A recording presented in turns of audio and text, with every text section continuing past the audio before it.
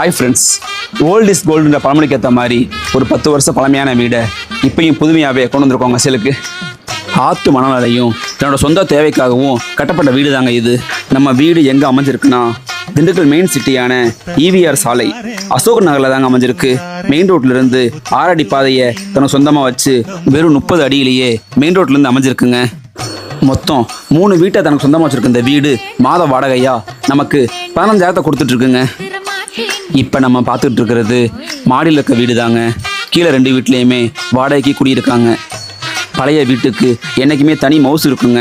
அதுக்கான காரணம் என்னன்னு பார்த்தீங்கன்னா, அந்த காலத்துல எல்லாம் ஆற்று மணலில் மட்டும்தாங்க வீடு கட்டியிருக்காங்க. இந்த வீடு மொத்தம் 960 சதுரடியில் அமைஞ்சிருக்குங்க.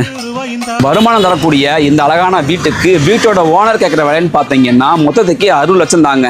இந்த விலையுமே பேச்சுவார்த்தைக்கு உட்பட்டது தாங்க. உங்களுக்கு இந்த வீடு பிடிச்சிருந்தா ஸ்கிரீன் நம்பர் கால் பண்ணுங்க. ஹாய் ஃப்ரெண்ட்ஸ், ஓல்ட் இஸ் கோல்டுன்ற பழமொழிக்கு ஏற்ற மாதிரி ஒரு 10 வருஷம் பழமையான வீடை இப்பயும் புதுமையாகவே கொண்டு வந்திருக்கோங்க சேலுக்கு.